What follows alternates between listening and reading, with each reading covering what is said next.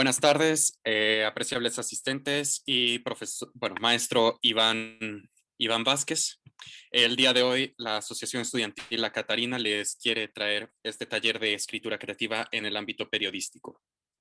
Antes de comenzar, voy a leer una pequeña semblanza de nuestro ponente.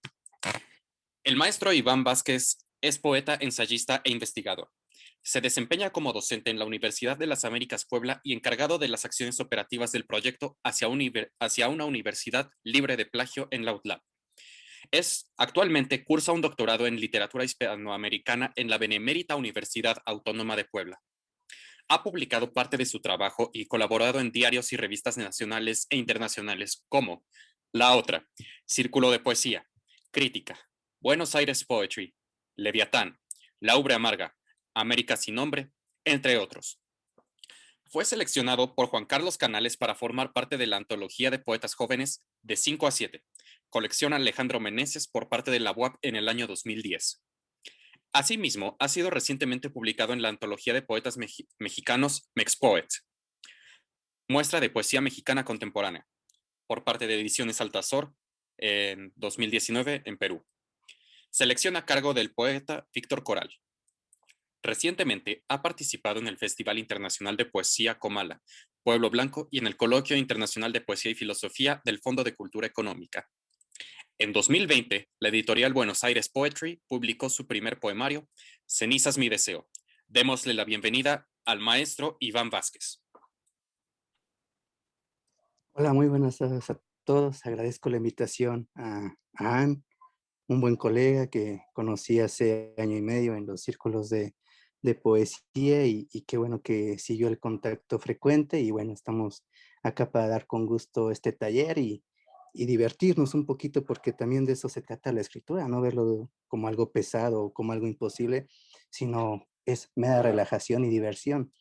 Fíjense que cuando me dijo Ann que tenía que, bueno, no como obligación, que estaba la posibilidad de dar un taller de escritura creativa, dije, bueno, con gusto lo acepto.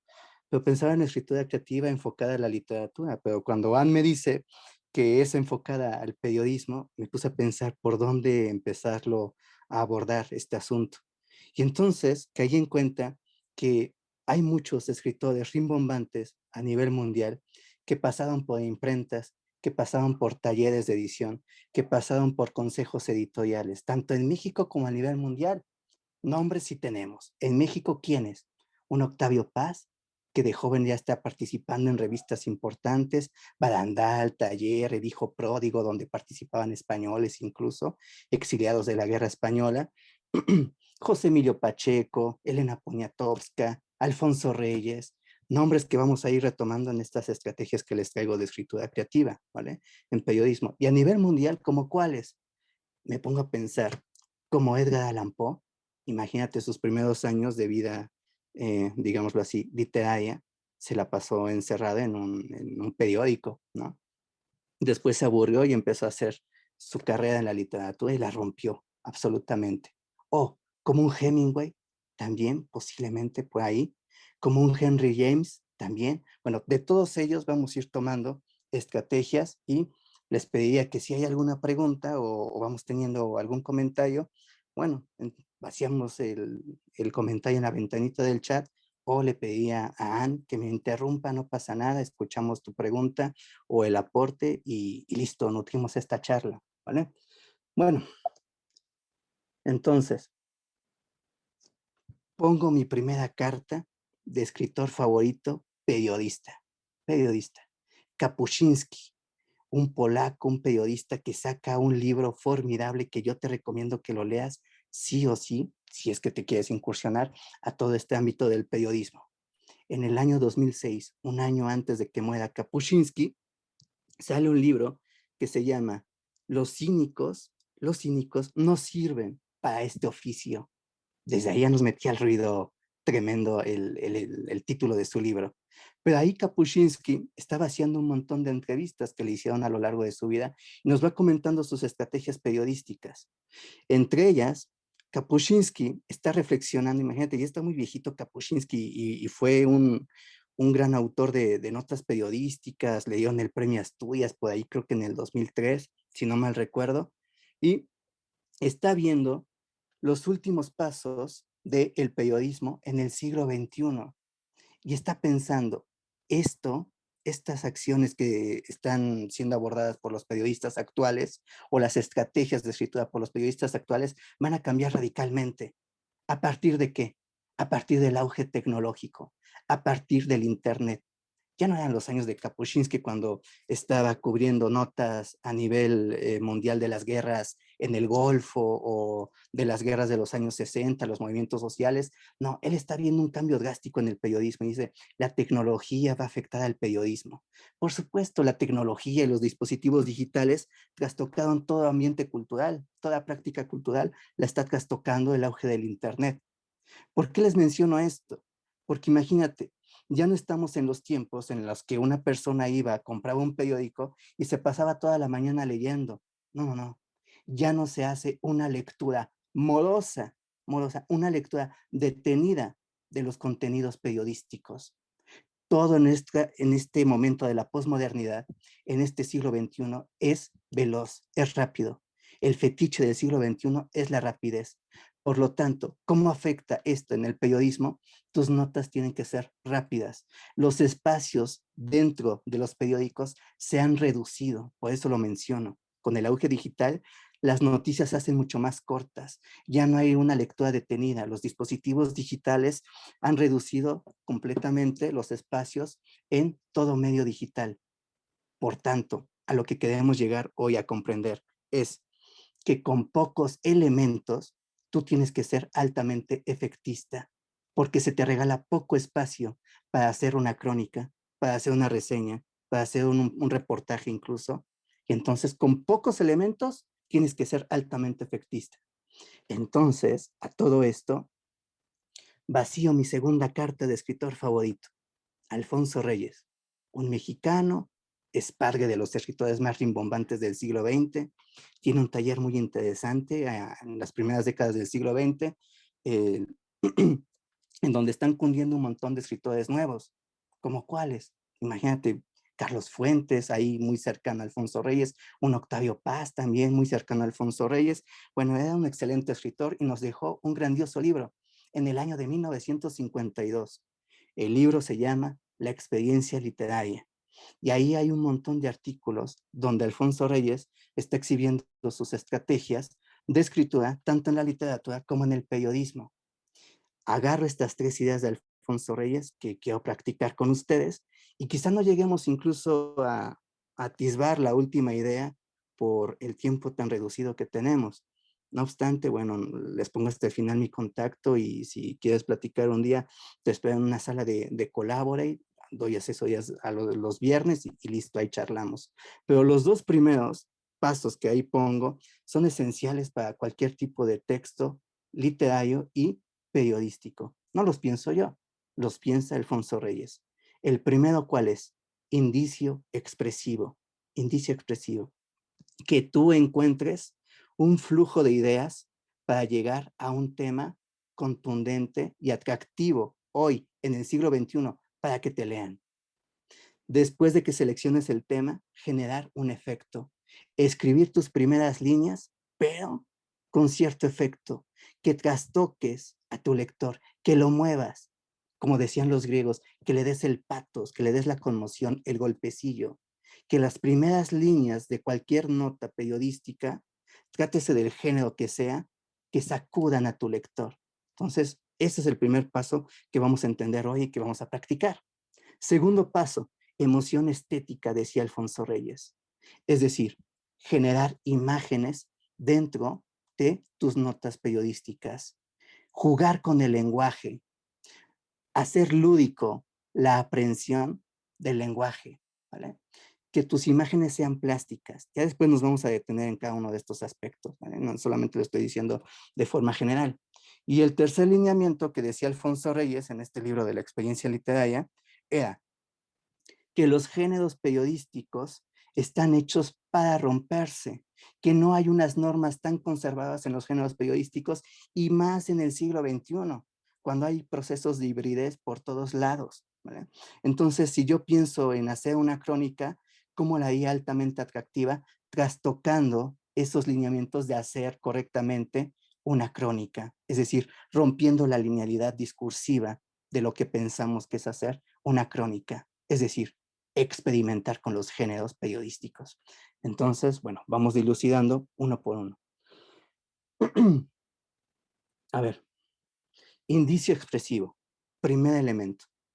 Pienso, no, y no solamente lo pienso yo, considero que todos al enfrentarnos a hacer alguna nota, al hacer algún producto de escritura creativa, creo que todos nos topamos con ese miedecillo de el pavor a la hoja en blanco, tenerle miedo a la hoja en blanco, ¿vale?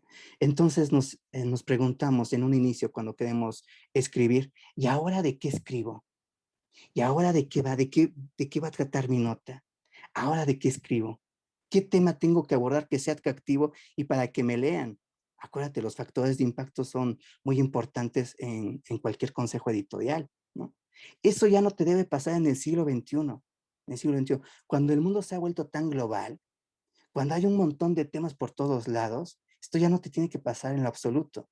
Por eso pongo la fotografía de Pierre Bourdieu para considerar algo que él vio en un libro que se llama Las reglas del arte, donde está hablando de indicios expresivos. Eh, Sabemos, Profe, creo que no se ¿sí? pasó la diapositiva. ¿No? A ver,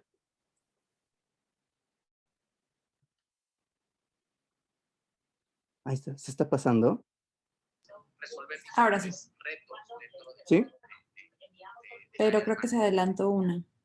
Está una que dice Ajá, impoderabilia. ajá, a esa iba. Muchas gracias. Fíjense, regresamos otra vez a Kapuscinski. Kapuscinski, este periodista, decía, ¿quieres ser un buen periodista? Debes de tener imponderabilia. ¿Qué es imponderabilia? Es el valor de contar un relato, una historia que guste a los otros. Pero subrayo y pongo en mayúsculas esto de gusto, que guste a los otros, porque te vas a topar con el conflicto y bueno, ¿y al otro qué le gusta? A mí me gustan ciertas cosas, pero no puedo pensar por el otro. Y entonces recurro a Pierre Bourdieu. Pierre Bourdieu en este libro de las reglas del arte te dice, ¿quieres hacer una historia atractiva? Tienes que entender que el gusto radica ¿en dónde? En las prácticas culturales de una clase dominante. Se tiene que ser altamente observador para abordar un tema que guste en una nota periodística. Fíjate en las prácticas culturales que hay en boga hoy día. Fíjate, estamos en la posmodernidad, en el siglo XXI, y pienso que estos seis núcleos, estas seis aristas, están presentes en casi todas las crónicas, en casi todos los relatos, en casi todos los temas, porque son temas de la posmodernidad. Fíjate muy bien. El primer tema, exitismo. ¿A qué nos referimos con exitismo? Todos queremos ser exitosos, todos nos exhibimos en las redes sociales. Mientras más likes tengamos en las redes sociales, mientras más procesos de democratización de nuestro pensamiento dentro de las redes sociales, nos sentimos más orgullosos, más confiados. Entonces, un buen tema, el exitismo. Estos son pequeños núcleos, ahorita vamos a detallarlos mucho más. Exitismo. Otro núcleo, ¿como cuál sería? La hipercomunicación. Bueno, actualmente estamos conectados a nivel digital, pero la hipercomunicación, cuyo fetiche es la velocidad. Grandísimo tema del siglo XXI, la hipercomunicación. Y que por hipercomunicación nos referimos exactamente a nivel virtual. Desperdiciamos otros contactos humanos por darle preponderancia a nivel virtual. Otro tema, grandísimo tema, destrucción de los discursos hegemónicos. El golpe de las minorías, la presencia de las minorías ha trastocado los discursos hegemónicos y hoy lo vemos nítidamente con la cuestión del feminismo, con el tema del feminismo, que por supuesto no es asunto menor. ¿Vale? Otro gran tema que a mí me parece el más impactante y que cada vez que yo lo veo desarrollado en un artículo periodístico, a mí me trastoca y me sacude muchísimo. El tema de que todo nos aburre, de que todo es líquido, como dice Sigmund Bauman, que todo es aleatorio, que estamos en presencia de la época del desencanto. todo se vuelve completamente efímero. Velo desde cualquier circunstancia. Ves una noticia, estás platicando con un amigo acá, te aburres, necesitas otra cosa, prendes la televisión, tienes un montón de canales, estás dándole vueltas a todos los canales porque todo se vuelve efímero, todo se vuelve random. Es un grandísimo tema, incluso hasta filosófico. El tema de la incertidumbre. Ya no hay certezas en la posmodernidad. Un día estamos bien y al otro día nos azota una pandemia. Es algo, incluso hasta suena como una historia fantástica, ¿no? La incertidumbre. Otro grandísimo tema, el trabajo del cuerpo, es decir, la exhibición del cuerpo más que la mente. Los griegos estarían muy decepcionados de nosotros. Los griegos decían, a la par que cultivas la mente, cultivas el cuerpo, pero hoy no. Hoy está en más preponderancia cultivar el cuerpo, nutrir el cuerpo, ¿no? Bueno, grandísimos temas. Lo menciono porque ahí va la primera estrategia que podemos implementar en todo esto. Váyanme diciendo si se pasan las diapositivas, por favor. ¿Se pasó la diapositiva? Sí, sí se ve. Sí, perfecto. Vean, Henry James decía, necesitamos gérmenes discursivos. No te sientes a escribir una nota periodística si no tienes un germen discursivo. Una anécdota de Borges. Imagínate, Jorge Luis Borges, escritor argentino, súper reconocido, jamás le dieron el premio Nobel, pero es una historia de desencanto eso.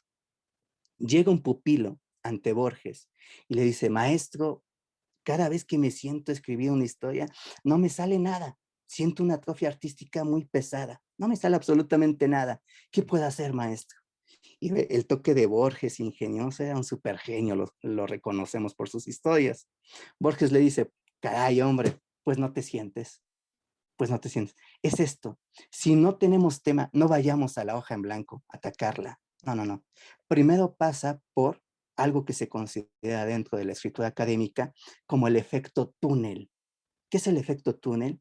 Que le des fluidez a tus pensamientos y que consolides un germen discursivo o un tema bastante sólido. Te pongo un ejemplo. Anne ya mencionó que uno de mis contactos era Juan Carlos Canales.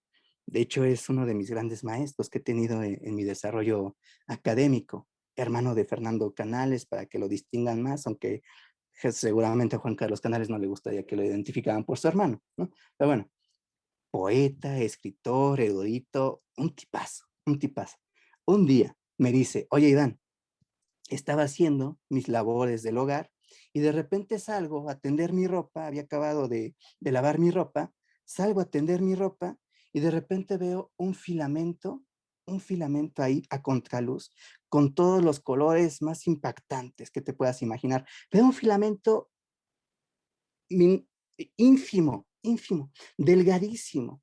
Y debajo de ese filamento lo fui siguiendo, y una araña colgada de ese filamento. Y se pone a pensar este señor, Juan Carlos Canales, y me dice, era impactante ver una araña suspendida en algo tan fino, sostenida con algo tan fino. Se pone a pensar más. Acuérdate, estamos como si fuéramos en un túnel dándole fluidez a las ideas. Se pone a pensar más y me dice, no se trata así la vida, de eso no va la vida. Es decir, que las pequeñas cosas nos atan a la vida. Estamos en el siglo XXI, son los grandes temas del siglo XXI, que se necesitan abordar, por supuesto, en un artículo periodístico, ¿no? Esos temas se encantan a las masas. Me dice, ¿no pasaría lo mismo con la vida? Ya no nos atan las grandes cosas, los grandes proyectos, no nos atan eso a la vida. Lo que nos ata a la vida son las cosas mínimas. ¿Como cuáles? La charla con un amigo, pasártela bien con tus padres, ver un atardecer, pasarte unas horas viendo una serie de televisión. Pequeñas cosas te atan a la vida. ¿Le sientes ese gusto a la vida con pequeñas cosas? Ahí hay un tema, ahí hay un germen discursivo. ¿Te das cuenta? La fluidez de las ideas, ¿a partir de qué? A partir de ver la telaraña, de una pequeñísima araña, de una arañita, un filamento, flujo de ideas, flujo de ideas. Segundo ejemplo. Una vez, hace un año, estaba esperando el tranvía en Sevilla, en España. Yo iba a la Universidad de Sevilla y estaba esperando el tranvía. Y de repente, bueno, ya va pasando el tren y me voy a subir. Y a lo lejos veo a un señor como loco corriendo despavorido, despavorido. Se empieza a caer, iba el hombre trajeado con su portafolio, se cae, se levanta, sigue corriendo para que no se le vaya el tranvía. Ahí en España, ustedes comprenderán que ya tienen los horarios muy fijos, ¿no? Del transporte, y entonces el tranvía pasaba cada 15 minutos en un horario preciso, ¿no? Y corriendo este hombre, no importándole verse ridículo, cayéndose, otra vez levantándose, alcanzando el tranvía, alcanzando el tranvía. Cuando nos subimos, por cierto, alcanzó el tranvía este señor, nos subimos, lo veo todo sudado, desaliñado, por supuesto, este sujeto. Me pongo a pensar, ¿cómo no te importa verte ridículo, pasar el ridículo, con tal de conseguir algo, algo tan tonto, como no llegar a tiempo a donde tengas que llegar, a tu cita de trabajo, a cita con un compañero? No te importa absolutamente nada, verte ridículo, romperte el pantalón si te caes, lo importante es agarrar el tranvía. Gran tema también. Me pongo a pensar entonces en Jean-Paul Sartre, ese libro del ser y la nada, donde dice, casi todas las personas somos para otros objetos o para otras personas, nunca para nosotros mismos. No nos cuidamos a nosotros mismos, siempre somos para otras personas. No te importa verte ridículo y caerte y romperte el pantalón, no, porque lo importante es verte bien en esa cita de trabajo. ¿Te das cuenta? Grandísimo tema. Entonces, estos dos ejemplos, fíjate que están muy bien recopilados en los 6 puntos que vimos anteriormente, ¿no? Alcanzar el exitismo, que todo es efímero, como en el primer germen, todo es efímero, tan efímero como un hilo tan delgado. El día que se te rompa ese hilo delgado y que ya la serie de Netflix se te acabe, Dios mío, sentimos un sacudimiento terrible porque dices, ¿y ahora qué demonios hago? ¿Qué demonios hago? Son temas que podemos explorar, pero la estrategia es esta, la estrategia del efecto túnel. Dale esa fluidez y los recorridos a los temas. Sí, tenemos 6 grandes ventanas que son los temas más importantes de la posmodernidad, pero el chiste es estarlos observando dentro de nuestro contexto. Ahí están los temas. Henry James decía, hasta este punto, decía, ¿qué se necesita para ser un gran periodista? Ser un gran captador de gérmenes discursivos, ¿vale? Entonces, bueno, como primer punto, como preámbulo a toda esta charla, ahí está, el efecto túnel, fluidez de ideas. Esto, por supuesto, es sencillo. Viene otro punto mucho más pesado. Después de que has encontrado el tema, ahora sí ponte a escribir tus primeras líneas.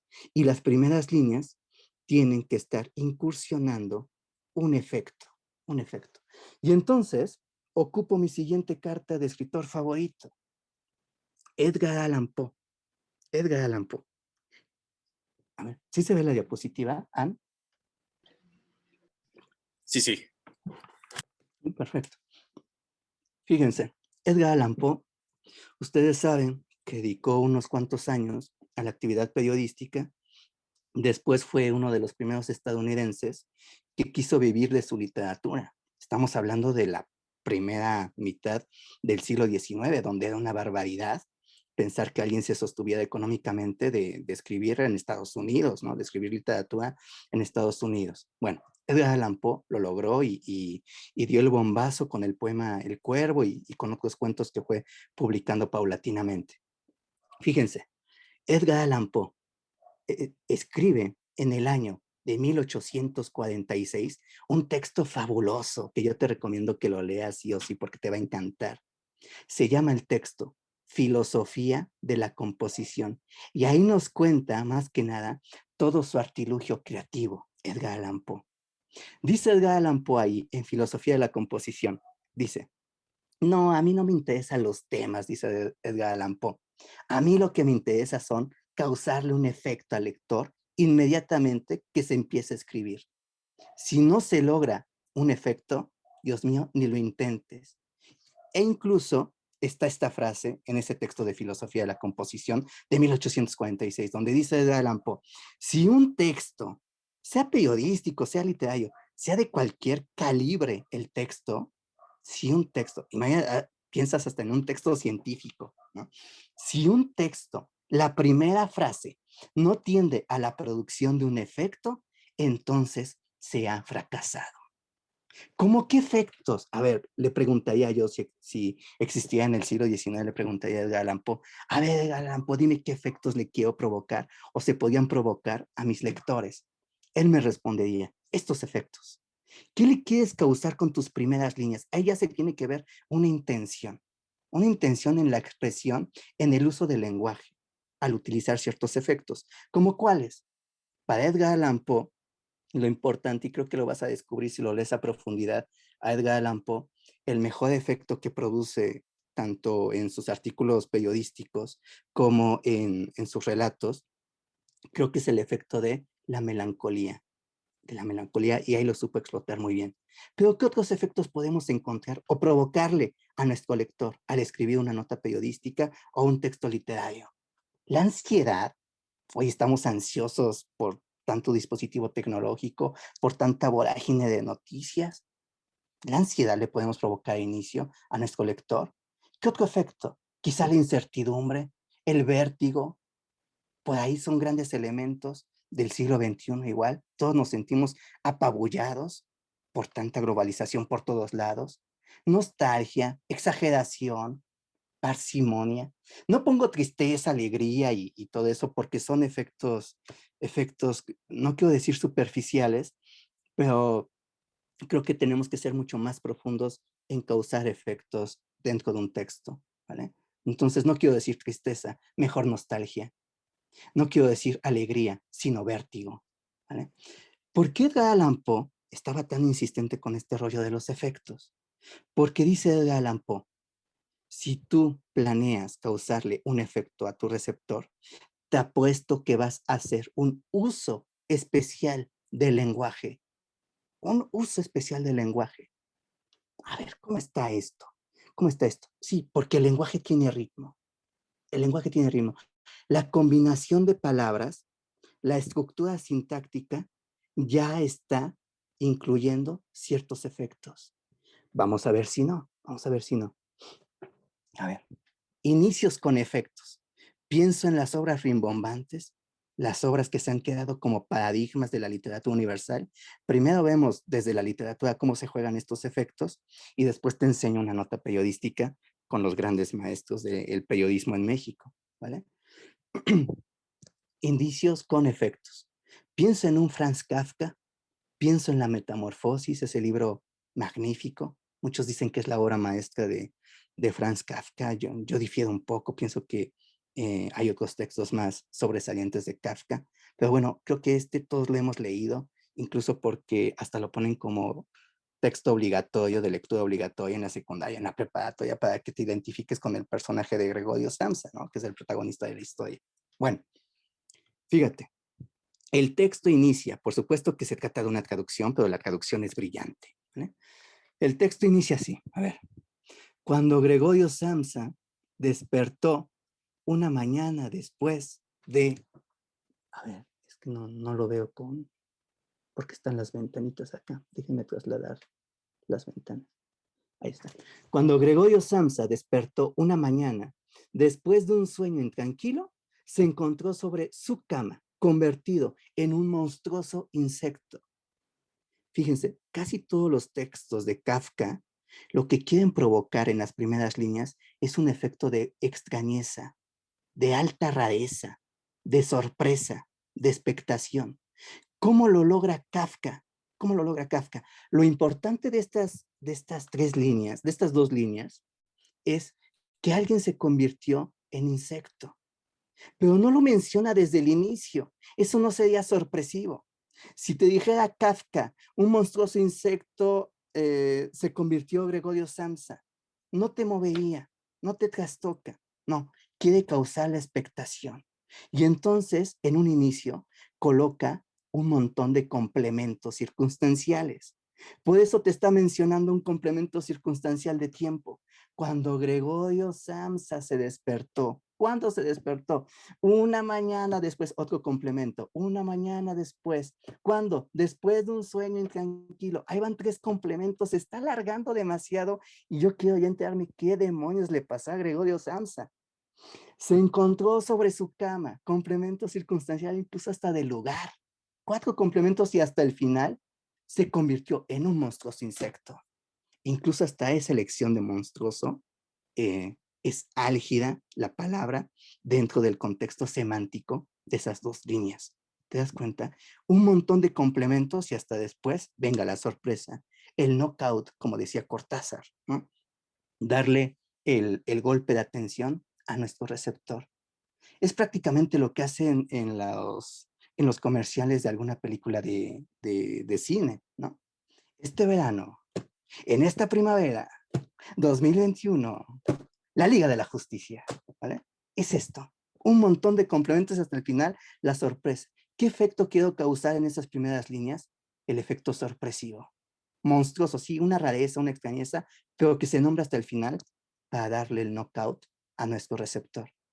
Le sale bien, pues esto es un gran texto, la metamorfosis, y se la sabía de todas, Franz Kafka, ¿no? Otro inicio, García Márquez, 100 años de soledad. ¿Quién no se sabe las primeras líneas de ese libro? ¿No? Es un libro gigantesco y bueno, ¿por qué surte efecto las primeras líneas? Fíjate muy bien. Muchos años después, frente al pelotón de fusilamiento, el coronel Aureliano Buendía había de recordar aquella tarde remota en que su padre lo llevó a conocer el hielo. Es la primera frase de ese libro magnífico. ¿Por qué nos pega tanto? Yo les preguntaría, ¿qué efecto? Ya supimos el efecto de la anterior frase de Kafka. Yo les preguntaría a ustedes, ¿qué efecto te produce estas primeras líneas? ¿Qué efecto? ¿Lo mencionamos en la diapositiva pasada o produce otro efecto extraño? ¿Qué efecto te produce? Nostalgia, tal vez. Perfecto. ¿Por qué nostalgia? Dense cuenta, voy a utilizar el puntero. ¿Por qué nostalgia? Porque acá está diciendo muchos años después, y después de esa frase corta, algo drástico, frente al pelotón de fusilamiento. Es decir, que a alguien se lo van a justiciar, alguien va a morir, alguien, frente al pelotón de fusilamiento, algo drástico. El coronel Aureliano Buendía había de recordar aquella tarde remota en que su padre lo llevó a conocer el hielo. La última línea, esto, lo último, es tierno, es tierno. Imagínate un niño pequeñito, en donde su padre lo lleva a conocer, por primera vez va a ver cómo se hace el hielo. Esa es historia de Melquiades cuando va al pueblo de Macondo y les enseña los artilugios y trae un bloque de hielo. Imagínate al niño ver el bloque de hielo. Es algo tierno, es algo tierno. Pero esa ternura es contrastada con algo trágico, como frente al pelotón de fusilamiento. Se lo van a justiciar a esta persona. Choque de emociones, ¡pum! Efecto nostálgico. ¿Por qué? Porque dice, muchos años después va a recordar. Ya cuando está cerca de la muerte, recuerda la infancia. ¿Qué efecto tan nostálgico? ¿Cómo lo dice? ¿Cómo lo dice? Fíjense, el rollo de hacer literatura y hacer periodismo, pienso que no pasa por qué se dice, sino cómo lo dices. Ahí está el golpe de efecto. Cómo se dicen las cosas, combinaciones de palabras. Acá le salió muy bien la combinación. Por eso mete frente al pelotón de fusilamiento para causarnos un mayor impacto a modo de efecto. Fíjate que no pasa lo mismo con Juan Rulfo. Ustedes sabrán bien que Juan Rulfo, antes de ser el dios Rulfo que hoy conocemos todos, la persona tan rimbombante el que cambió la literatura mexicana en el siglo XX, acuérdense que Rulfo participó brevemente en el periodismo, ¿no? Y entonces ustedes verán que los primeros cuentos del Llano en Llamas, que aparecen reunidos en 1953, ya habían sido publicados en algunas revistas donde trabajaba Rulfo. Entonces, también se las sabía de todas. Trabajó en el periodismo, se dedicó a la literatura y la rompió. Fíjate por qué. Tampoco desatiende este precepto de Edgar Allan Poe del efecto. Pienso en la novela de novelas, Pedro Páramo, que para muchos es la mejor novela del siglo XX. Habrá que pensarlo porque hay otras. Pero bueno, obra magistral, podríamos decir. ¿Cómo inicia? Dice Juan Rulfo, vine a Comala porque me dijeron que acá vivía mi padre, un tal Pedro Páramo. Cuando te enteras de toda la sinopsis de ese libro, recordarás que la madre del protagonista, Juan Preciado le está diciendo, ve a Comala y ahí pregunta por Pedro Páramo y pregunta por él y nos desatendió toda nuestra vida y siento un pequeño coraje, pero tú ve y pregunta y entérate quién fue tu padre. O sea, el tipo va con un coraje encendido. O sea, quiere ir netamente a buscar quién rayos es Pedro Páramo. Entonces el texto inicia súper movido, con acción. No inicia como Kafka, como García Márquez, no. Este texto inicia en plena acción. Alguien entrando al pueblo de Comala que se topa con este Abundio, con este sujeto que va en una carreta y que lo va a llevar a Comala y le pregunta, bueno, le dice a Abundio, le dice, vine a Comala porque me dijeron que acá vivía mi padre, un tal Pedro Páramo. Empieza súper rapidísimo. ¿Qué efecto te quiere causar? Rapidez, velocidad. Al tipo le urge conocer su padre. ¿Qué, ¿Cuál es el acomodo de las palabras necesario que haga el escritor para producir este efecto de velocidad? Fíjate muy bien. ¿Por qué coloca inicio el verbo? Porque semánticamente el verbo refleja acción, refleja velocidad. No es gratuito que esté al inicio de Pedro Páramo. El tipo le urge ver al padre y por eso el verbo no va con complementos, no quiere causar expectación. No, no, no. A él le interesa ya ir a conocer a su padre. Perfecto, por eso se vuelven tan fuertes, tan poderosos, tan rimbombantes estos inicios. ¿Vale? Vamos a verlo entonces en notas periodísticas. En notas periodísticas. A ver, pienso en un José Emilio Pacheco. Pienso en un José Emilio Pacheco. Fíjate, José Emilio Pacheco tenía una columna muy interesante en la revista Proceso y después la editorial Era recogió todas estas notas periodísticas, las recogió y las juntó en 3 tomos impresionantes. ¿Vale? Fíjate, ¿sí se ven las notas? Ahí échenme la mano. ¿Sí? Perfecto. Año de 1974, es este tomo de Pacheco, y ahí está escribiendo, está haciendo una crónica de la muerte del gran cronista de la ciudad, de Salvador Novo. El gran cronista, este poeta, literato excelente de la generación de contemporáneos, una riqueza en literatura. El gran cronista de la ciudad de Salvador Novo. Bueno, se muere y ¿quién se encarga de hacerle la crónica? La noticia de la muerte de Salvador Novo, nada más ni nada más que Pacheco en el año 74. Fíjate muy bien en los efectos, fíjate. El cronista de la soledad, ya desde el título ya te estás imaginando algo, ¿no? El aspecto de la soledad como un aspecto negativo, ¿no? La idea de negatividad. La noche del domingo pasado murió Salvador Novo en el invierno de nuestro descontento y en el fin de una época. Por eso dijimos que si nosotros pensamos en provocar un efecto a nuestro receptor, debemos escoger las palabras precisas que reflejen ese efecto. Es decir, recurrir al lenguaje preciso que se vuelva paradigma de ese efecto.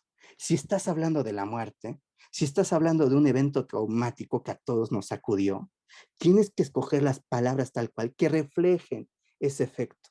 No es gratuito que esté diciendo acá la palabra noche.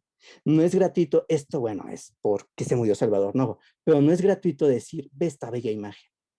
En el invierno de nuestro descontento, todo el efecto de negatividad, el invierno frío, desolado, descontento, en el fin, bueno, el fin, como marcando una época y marcando el fin de la vida de Salvador Novo. Sigo diciendo, bueno, sigue diciendo Pacheco, las reservas de generosidad quedaron exhaustas con los homenajes. Otra vez, otro efecto de negatividad, exhaustos. Todos terminamos así rendidos porque se murió Salvador Novo. Con los homenajes a Siqueiros, se enterró bajo pálidos honores oficiales al cronista de la ciudad. Ve, tan solo la mención de la palabra correcta. Dicen muchos escritores que en este arte de hacer texto, de crear texto, incluso de generar periodismo, no hay sinónimos, muchachos, no hay sinónimos. se tienen que escoger las palabras correctas que estén representando emociones tal cual en el texto. No hay sinónimos. Por tanto, esta palabra se enterró. ¿Cómo se enterró? Bien podría haber dicho José Emilio Pacheco, se enterró bajo honores oficiales al cronista de la ciudad, pero esta incursión de la palabra pálido, pálido, ya te da el reflejo total del dolor, de la muerte, de la pesadumbre, incluso hasta de la solemnidad de este entierro de Salvador Novo. ¿Te das cuenta? Todas estas palabras que está escogiendo no son gratuitas, tienen un sentido, ya están reflejando un efecto.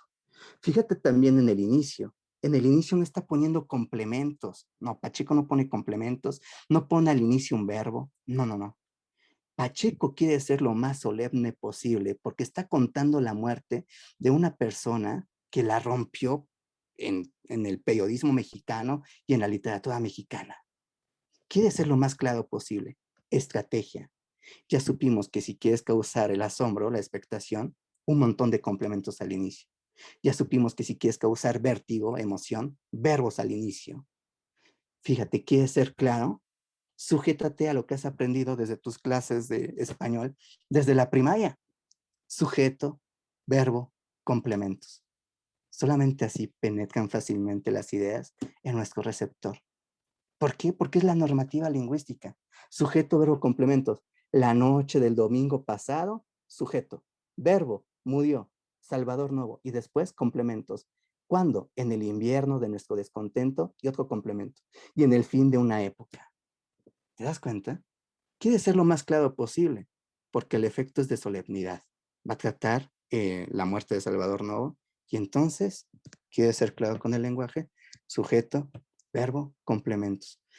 Quiero mencionar hasta este punto que el gran error que cometemos todos al escribir una historia es que tenemos las ideas revoloteando y posiblemente cuando ya tengamos el tema y sepamos a ciencia cierta qué efecto queremos producir, cuando escribimos las primeras ideas, te empiezas a aventar un rollo impresionante y termina una frase gigantesca.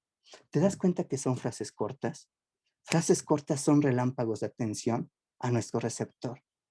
Entonces, sí, queremos causar un efecto, ya supimos el acomodo de las palabras. ¿Quieres ser más efectista? Frases cortas y dale ese golpe de atención a tu receptor. ¿Vale? Hasta este punto que hemos llegado, está el primer elemento, el indicio expresivo. ¿Vale? Por eso les decía al inicio de la plática que a lo mejor no nos da tiempo de repasar todo lo que traigo a colación. ¿Vale?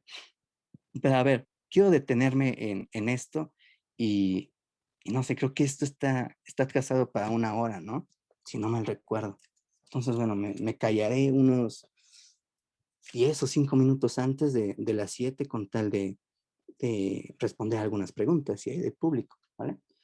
Bueno, segundo elemento, ya que supimos escribir las primeras líneas de nuestra nota, generar la emoción estética. Y para eso pongo sobre la mesa otra carta de escritor rimbombante, Alfonso Reyes. Alfonso Reyes decía, en este libro de 1952, La experiencia literaria, decía Alfonso Reyes, el recurso de la imagen es un trabajo de la masa de sentido y sonido. Nosotros vamos a incursionar una imagen en nuestra nota, en nuestro texto, pero no a modo de adorno. No porque te quieras sentir exquisito con el lenguaje, vas a construir una bella imagen, vas a emocionar estéticamente a tu receptor. No, en el periodismo no es ocupar las imágenes para deleitar a tu receptor. En el periodismo, la función que tiene la imagen es refractar la información, aprender la realidad, como detener de cierta manera el tiempo. Por eso el recurso de la imagen, no a modo de adorno, ni de retórica, ni mucho menos, no.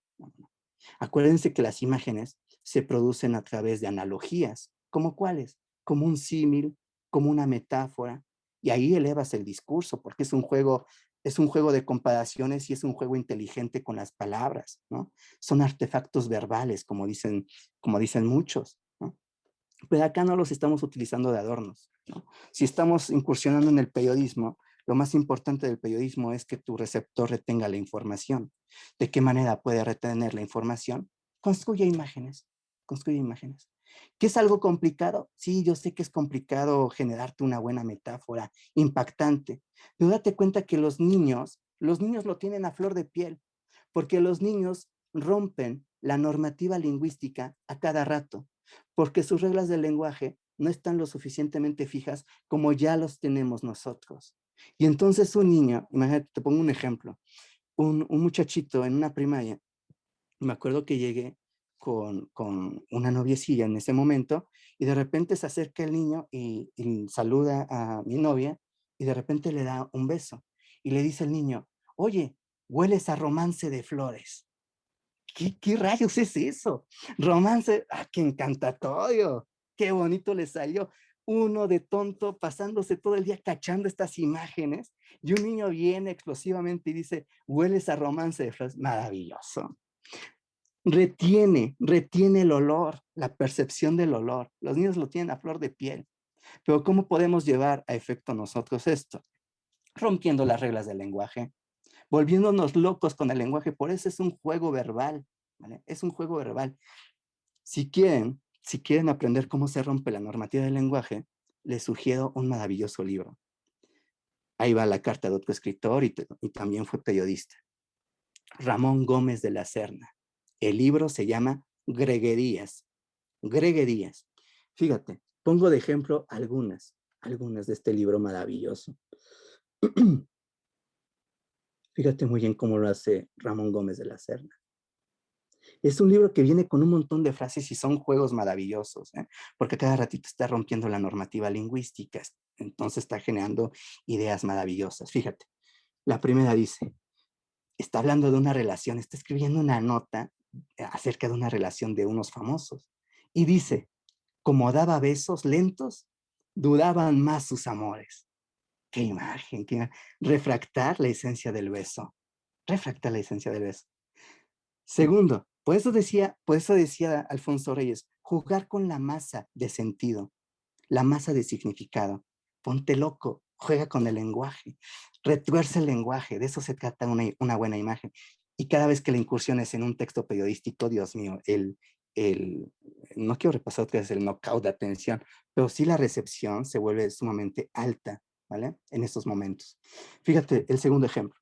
Si te conoces demasiado, está jugando con el oráculo de Delfos de la Grecia antigua. Si te conoces demasiado a ti mismo, dejarás de saludarte. Hasta es jocoso, es chistoso, es magnífico, es magnífico. Jugar con el lenguaje. ¿Por qué se vuelve tan importante este recurso expresivo dentro de las notas periodísticas? Porque incluso es un juego inteligente que se provoca en la recepción de nuestro lector. El lector quiere averiguar y saber cómo es que armó este juego de palabras el escritor, ¿vale? El tercero es un juego con el sonido, ya no con el sentido, sino con el sonido. Date cuenta. Un tumulto es un bulto que le sale a las multitudes. Imagínate, estás haciendo una nota periodística de una marcha y quieres describir esa marcha. Descríbela así. Un tumulto es un bulto que le sale a las multitudes. Puro juego de sonido. Pareciera que se armó una buena rima, porque parecía que estás escuchando puro tum, tum, tum, tum. Y eso le hace ruido a tu receptor. Esa idea es penetrada fácilmente por tu receptor, ¿vale? El cuarto, imagínate, dijimos que la imagen es aprehensión de la realidad, detiene la realidad. Cuarto, tocar la trompeta. Imagínate que estás escuchando un concierto de Chet Baker, este jazzista, ¿no? Trompetista magnífico. Una noche pásate escuchando a Chet Baker y es fantástico. Fíjate, tocar la trompeta es como beber música, empinando el codo. ¿Quieres refractar ese momento en el que Chet Baker está haciendo un solo y de repente se pone la trompeta hacia lo alto? Generarte analogías. ¿Eso a qué te representa? Como ¿en qué otra parte lo has visto? Como si alguien se estuviera tumbando, coloquialmente, una botella, empinándose una botella. Magnífico, magnífico. Son analogías, son imágenes. Por cierto, un alumno me dijo, ¿a cada rato puedo ocupar este recurso? No, espérate, maestro, no lo vayas a ocupar a cada rato porque cansas. cansas a tu receptor. Son juegos inteligentes de palabras y que tienen que ver con sentido y sonido. Si los estás ocupando a cada ratito en una nota periodística, sí está siendo poético, pero no abuses de tu receptor, no abuses de tu receptor. O sea, ciertos momentos donde la narrativa o la discursividad se vuelve alta, incursiona estos detalles, estos recursos. Cada vez que quieras refractar la realidad, detener la realidad, usa estos recursos. Ponte loco con el lenguaje, salte de la normativa tan estricta que tenemos del lenguaje. Es como, por eso Octavio Paz decía, el poeta es un niño que juega con el lenguaje. Sí, es eso, ¿no? Ponte loco, juega con el lenguaje, actúa como un niño que apenas está tocando el lenguaje como si fuera como una masa, ¿vale? Bien, entonces, llegados hasta este punto, ya pienso que no nos va a dar tiempo repasar el último elemento de la Em, escritura creativa. Profe, vamos a tener una extensión de 10 minutos en caso de que quiera ahondar un poquito más, por lo que el plan de que parar 10 minutos antes puede parar a las 7 para atender preguntas de 7 a 7 y 10. Ah, muy bien, muy bien. No me tardo nada con este último detalle. Fíjense. Tercer elemento, la discursividad. Hoy en el siglo XXI estás para romper los géneros periodísticos. Hacer una crónica no es detallar minuciosamente el aspecto temporal de una noticia. Rompe con la discursividad. Hay varios especialistas que están rompiendo a su modo con la discursividad. Por eso Ramón Gómez de la Serna, si tú lees sus notas periodísticas, no sabes si está haciendo una crónica, un reportaje, un ensayo, no sabes qué está haciendo porque está incluyendo su opinión, de repente te cuenta datos a manera cronológica y los textos son exquisitos. Cada quien tiene su modo, ¿no?, de hacer noticia. Incluso Edgar Allan Poe cerraba sus textos con sus notas periodísticas con un montón de sugerencia. Es decir, no culminaba la nota periodística, lo dejaba el final a la sugerencia del receptor. Y yo creo que por eso lo regañaban a cada ratito en el periódico que estaba trabajando, ¿no? Bueno, quiero retomar una idea fundamental de Eduardo Galeano. Eduardo Galeano, acuérdate, periodista uruguayo, exquisito, exquisito, por todo lo que pensó, por todo lo que escribió. Y él tiene un libro fabuloso y sensacional que es Los hijos de los días. Los hijos de los días, de Eduardo Galeano. Cuenta una anécdota, Eduardo Galeano, que ya estaba frustrado de la escritura, ya no se le ocurría absolutamente nada. Sí se sabía muchas estrategias, pero tenía atrofia artística, ¿no? Y de repente dice que abandonó todo, solamente cargó con una libreta, una pluma, y se fue a la costa uruguaya a trabajar con los pescadores, a pescar todos los días. Dice que ahí se encontró con un pescador que él no está dudoso de que fuera netamente pescador, porque era una gente muy avisada y que hablaba todos los días con él, ¿no? Era un adelantado, era alguien muy especial ese pescador. Y de repente Eduardo Galeano sintió ganas de escribir y desarrolló una pequeña nota, un pequeño texto. Al día siguiente fue y se lo presentó a este pescador. Y el pescador se lo quedó leyendo y le mencionó, no, ¿sabes qué? Hay mucha piedra en la lenteja. Y se quedó Eduardo Galeano, ¿qué rayos es esto de piedra en la lenteja? ¿Qué me quieres decir? Sí, hay mucha piedra en la lenteja. Es decir, quítale cosas, está redundando demasiado. Hay mucha piedra en la lenteja, hay mucha paja en tu texto, quítale cosas, aburres. Al día siguiente lo trabajó mucho más, le quitó ciertas cosas, ciertos elementos, fue y se le enseñó. Y otra vez el pescador lo leyó y le dice, no, sigue habiendo piedra en la lenteja. Es decir, como si estuvieras limpiando arroz, frijol, lenteja, pues, ¿no? Dicen que a los 5 días, bueno, dice Eduardo Galeano, que a los 5 días fue con el pescador. Ya lo tenía aturdido, o sea, ya lo tenía hasta el tope, ¿no? Fue con el pescador y solamente le había quedado una frase. Y le dijo a Eduardo Galeano, ¿sabes qué? Si me dices que hay piedra en la lenteja, me retiro de la escritura, me retiro del periodismo, ya no publico libros y me quedo acá a vivir, ¿no? Así de drástico era Eduardo Galeano.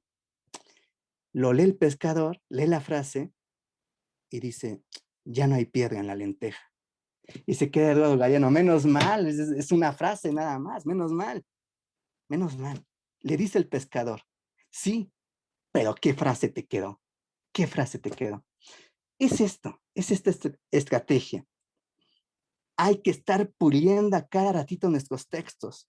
Jugar con la economía en los géneros periodísticos es fundamental hoy día porque tienes muy poco espacio, porque ya no hay una lectura amorosa, ya no hay una lectura detenida, todo se vuelve rápido, causar efectos en poco espacio. Economía de palabras, quitarle piedra a la lenteja es necesario hacer en tus textos. Por eso ya cerraría con esto, con esta frase que no es mía, es de Baltasar Gracián, un pensador muy lúcido del siglo XVII, del siglo oro español, y él decía algo fundamental. Si lo bueno es breve, doblemente bueno. Consejo para tus notas periodísticas cuando las acabes. Ser breves, doblemente bueno, ¿vale? Listo, pues hasta acá lo podría dejar.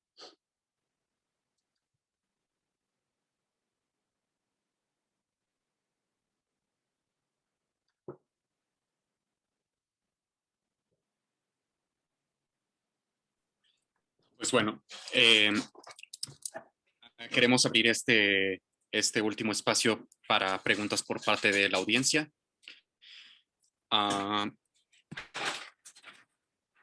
Sí, prácticamente, o supongo que prácticamente porque no estudio literatura, pero como sugiere Guillermo, sería un minimalismo literario. ¿No es así? Claro, o sea, ser minimalistas incluso hasta con el lenguaje, con el uso del lenguaje, ¿no? Es bastante necesario y por eso hasta les mencionaba en esto del indicio expresivo, ¿no? Hay un efecto que se llama, un ripio del lenguaje que se llama el encabalgamiento. Vea un libro maravilloso de Sandro Cohen, Redacción sin dolor, de Sandro Cohen. Ahí habla del encabalgamiento. ¿Qué es el encabalgamiento? Que pareciera que escribimos como pensamos. Ya sabemos que el pensamiento es un montón de ideas que están revoloteando. Esto es un lenguaje. La escritura es otro lenguaje. Es un lenguaje ordenado. Acá somos revoloteo de ideas, pero el error que se comete es que pasamos sin filtro que ordene esto a nuestro texto. Entonces, el encabalgamiento es no poner ningún punto y seguido, no sé, en 4 o 5 líneas, sino un montón de comas, un montón de conjunciones, un montón de nexos como el que, eso es un ripio horrible de la escritura, el queísmo, ¿no? Un montón de que está hilando frases y frases y frases y te armas una frasezota gigantesca.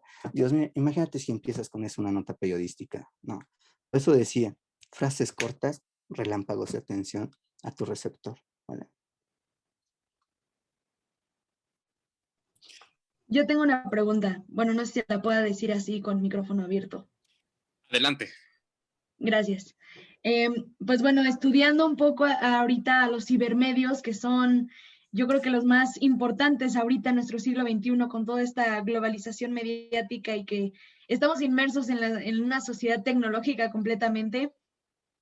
¿Qué tanto han, o sea, bueno, a su percepción, qué tanto han caído los valores de seguir manteniendo este efecto ante la demanda de contenido instantáneo? Porque básicamente así funciona ahorita la web, ¿no? Cualquier evento, cualquier suceso, pues se tiene que tener la nota de manera casi instantánea.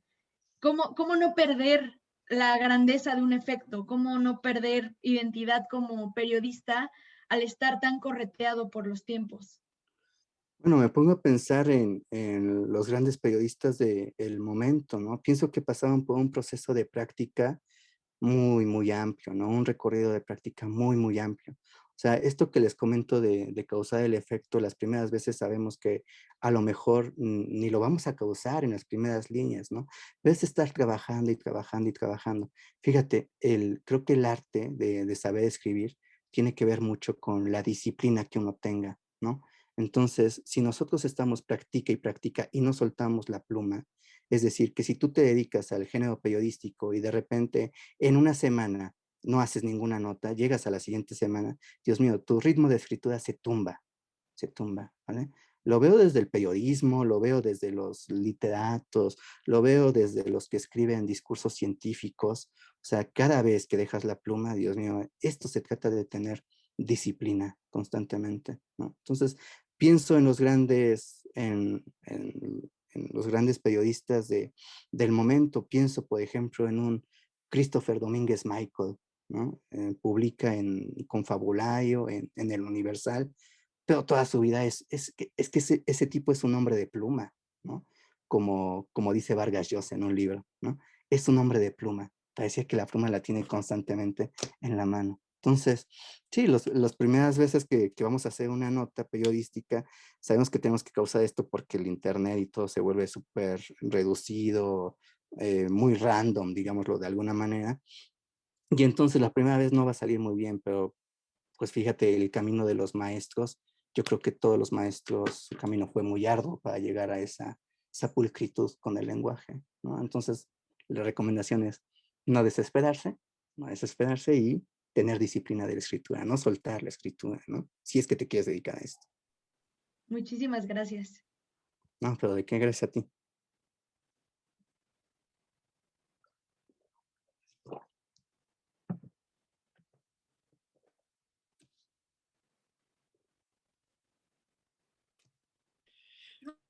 Bueno, yo ahorita quería añadir una idea que se me vino a la mente con lo de la brevedad y el efecto, y es la idea de, de esta frase que en el argot periodístico se llama el balazo o la entradilla, que prácticamente con el balazo es con lo que tienes que vender tu nota para poder traer a la gente.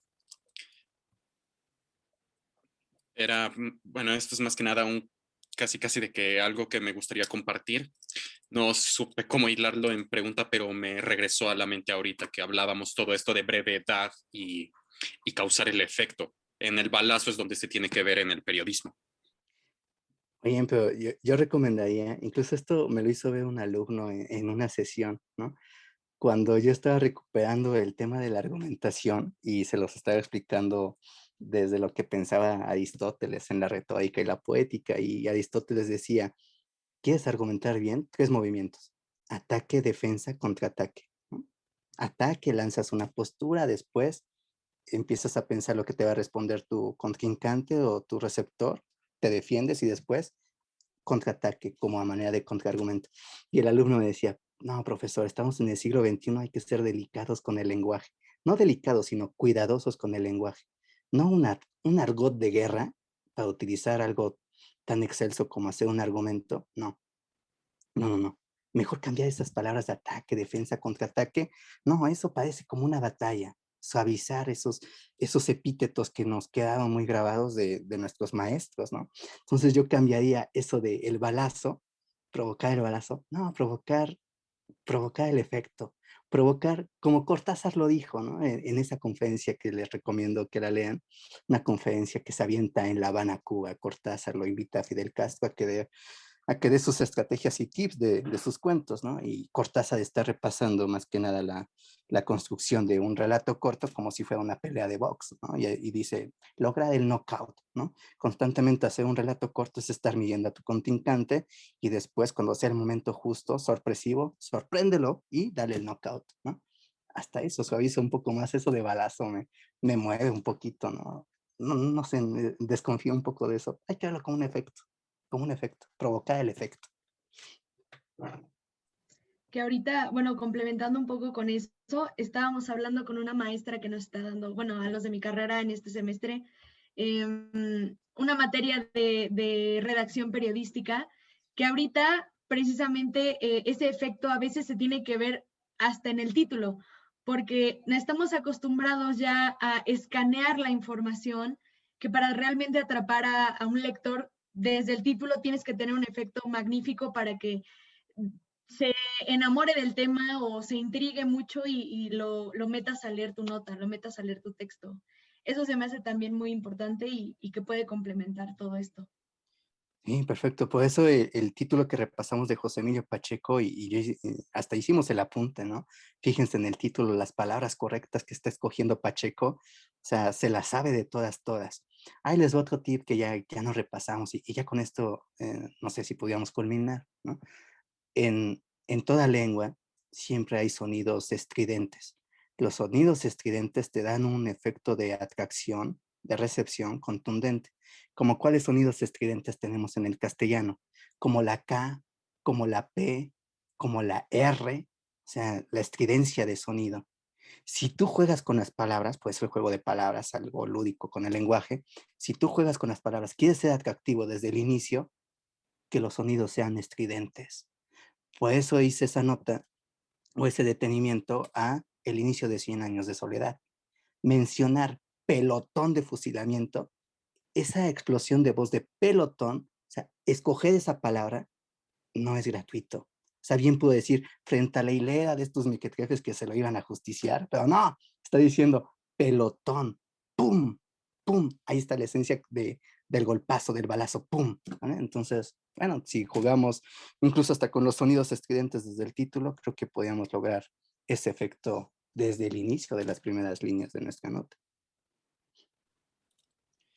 Vale, muchas gracias. Ya solo una última pregunta.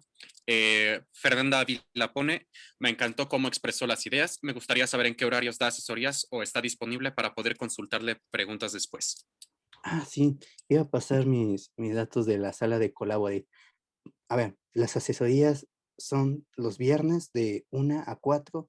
Ahí me puedes encontrar y bueno, platicamos un ratito y con gusto les hago ver cosillas que he aprendido con esto de la escritura creativa.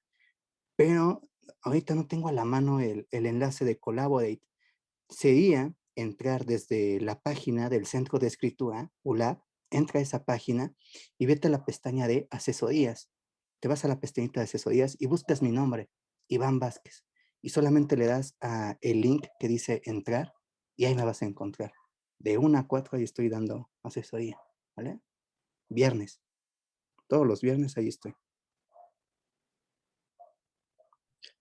Vale. Por cuestiones de tiempo, tenemos que dar por concluida nuestro taller. Agradecemos al maestro Iván Vázquez Rodríguez por su participación excelente en este taller. Agradecemos también a la coordinación por permitirnos este espacio para poder traerles estos talleres a ustedes, comunidad universitaria e invitados. Le haremos llegar un reconocimiento a usted, maestro, y coordinación tiene un mensaje para ustedes.